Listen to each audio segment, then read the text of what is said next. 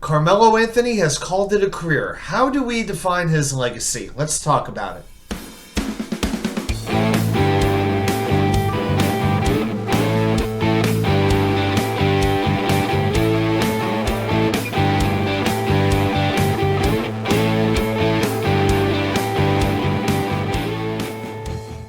And well, welcome back to New York Sports WickerMedia. I'm Watts2K99. Thank you as always for taking the time to watch these videos. If you enjoy what you're watching and you're brand new, please like and subscribe. If you're returning, welcome back. So, Carmelo Anthony, after 19 years, has announced his retirement as of Monday morning.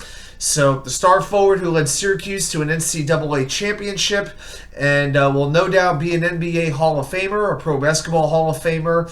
His days are done. So, he has a very complicated legacy, and it's important to look at the whole thing and figure out where he stands as a basketball player, but also as a New York Knick in particular. So, let's talk about Anthony.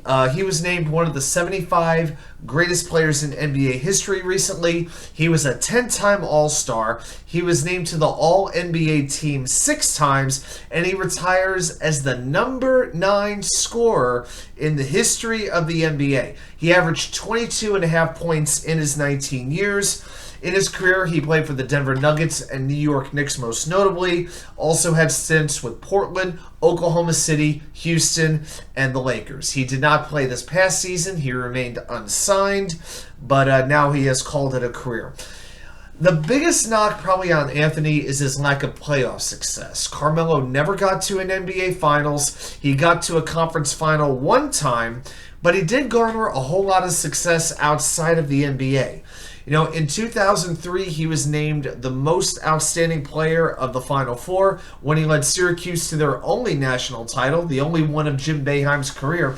And I got to tell you, growing up as a Syracuse fan, I was really happy for him. And I became a pretty big Carmelo Anthony fan. I mean, I'm still wearing the shirt right now. It's the only Knicks shirt that I've had in one of only 2 I've had in 15 years, to be honest. So, in addition to that NCAA championship, he was very good as a USA basketball player. He helped the United States win Olympic gold 3 times in 2008, 2012, and 2016, all of those outside of the United States. He played 31 games in 4 appearances at the Olympics, the most of any men's player ever. Also, he scored 37 points in a game against Nigeria in 2012. That is a USA Olympic men's record, as are his 10 three-point shots made from that game. And he shot 13 for 13 from the line against Argentina in 2008, all Olympic records. But let's talk about the NBA. You know, I really wonder, going back to that 2003 draft where LeBron was drafted number 1, and then Detroit had the number 2 pick. They took Darko Milicic instead of Carmelo Anthony ahead of Chris Bosh, Dwayne Wade, all these guys. You got to wonder what would have happened if Milicic had not been drafted by Detroit, and that if Detroit had drafted Anthony instead. Because think about it. He would have been joining a championship core with, you know, Rip Hamilton, Tayshaun Prince, Ben Wallace, you know, all Chauncey Billups, all those guys. And in his first season, really, though, with Denver, he had to really help resurrect a franchise that had been down for a long time.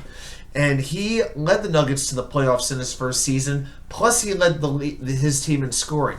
Before Anthony in 2003, the last rookie to do that was David Robinson of the Spurs. I believe it was in 1987 or 88 when he did that. So eventually he finds his way over to the New York Knicks. So the trade was made February 22nd, 2011. So the whole trade was the Nuggets traded Carmelo Anthony, Chauncey Billups, and a couple of spare parts in Sheldon Williams, Anthony Carter, and Ronaldo Balkman. And that was done at the trade deadline in exchange for Wilson Chandler, Raymond Felton, Danilo Gallinari, Timothy Mozgov, a first-round pick, and 2 second-round picks. Now, the Knicks had not won a single playoff game in the 9 years before Carmelo Anthony showed up. And I'll tell you one thing that I always appreciated about Anthony. He made it pretty clear he wanted to be a Knick. And now he was going to be a free agent after that season, but he wanted the trade so that the Knicks could have his Larry Bird rights and pay him more money than they could have than if he had just hit the free agent market, most recently playing for the Denver Nuggets. And that 2012-2013 season in particular was fantastic. They finished with the second best record in the Eastern Conference. It was also Anthony's best season as a player with the Knicks. He averaged 28.7 points per game, 6.9 rebounds, and 2.6 assists. He shot 45% from the floor and 38% from three-point range. Lost a very frustrating series in the second round to the Indiana Pacers. But between him, Raymond Felton, who had returned, J.R. Smith, Iman Shumpert, Tyson Chandler, you seem to have a pretty good group that was in place there. Just needed a little bit of fine-tuning to, play with the Miamis of the world, with Bosh, Wade, and LeBron. Well, at the start of the 13-14 season, the Knicks gave away a lot of depth. They traded Steve Novak, Marcus Camby, Quentin Richardson, and 3 draft picks for frickin' Andrea Bargnani, and also amarestoudemire. His health was never the same after that first season, and it began a very steady decline that it took about 7 or 8 years for the Knicks to really climb out of. It wasn't long after that Phil Jackson was hired as the team's president. Not long after that, Tyson Chandler becomes a Maverick once again. Derek Fisher is hired as head coach. And down the slope we go. And then after that, Anthony, after he left the Knicks, he became kind of a hired gun. Just going as a piece to add quick offense.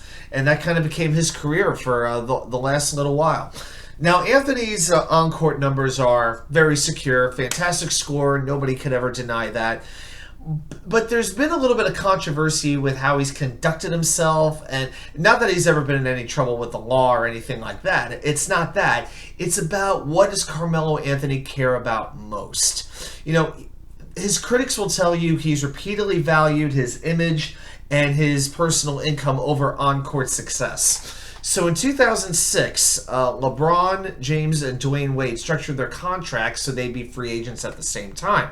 They invited Anthony to do the same, but Anthony refused. He inked a longer, more lucrative deal with Denver, and he missed out on the chance to be that third piece along with Chris Bosh and really create maybe a dynasty in Miami. It very well could have happened. And then we talked about 6 months away from when he became a free agent.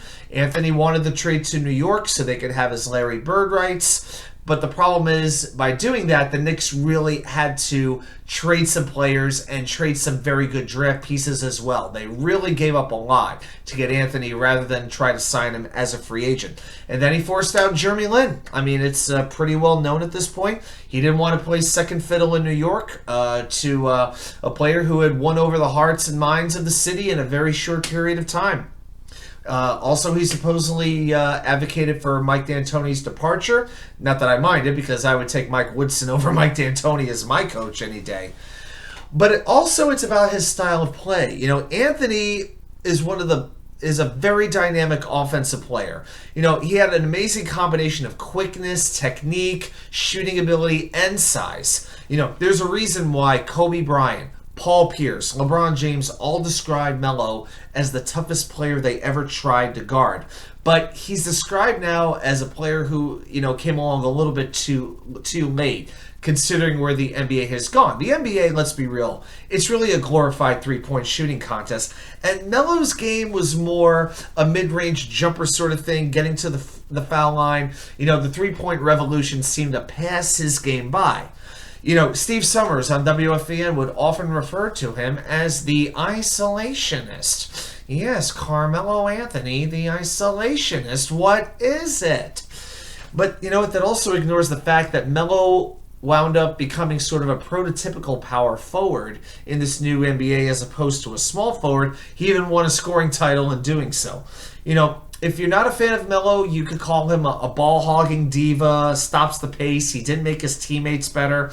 Well, that's fine as long as you ignore the fact that his team scored an average of 5 more points per 100 possessions while he was on the court as opposed to when he was off the court. So you can knock his defense all you want, but his teams were simply much better when he was on the court. Some people call him a team cancer. Well, he won Teammate of the Year by the Knicks in 2017. It's a complicated legacy. Pros and cons have to be taken into account. So how do we remember him as a player and as a Knick? He will absolutely be a Hall of Famer within a couple of years. If I had to give you a player comparison, as far as a Knick goes, I really think he's basically Bernard King. I don't think there's much of a difference. Both of these guys wanted to come to New York. Both were from the New York area. Both amazing scorers. Both won one playoff round and gave Knicks fans some great thrills. Had to carry mediocre teams to any level of success that they had. Both averaged, this is interesting, both of these players averaged exactly 22.5 points per game in their careers. It's just Melo played 5 more years than Bernard King did. King missed quite a bit of time with personal problems and injuries. But to me, he is not a Knicks legend. He's not that. Melo, to me, is a very good player in a very bad era of Knicks basketball. He's not Reed, he's not Clyde, he's not Dave DeBusschere, he's not even Patrick Ewing, and maybe not even like Richie Guerin. You can make a case for Melo being maybe a top 10 Knick. I can't make him a top 5 Knick all time. Just can't do it. There's going to be some talk now. Does he deserve to have his jersey lifted to the rafters at Madison Square Garden? When you spend 7 years with a franchise, you win one playoff round, make the playoffs 3 times.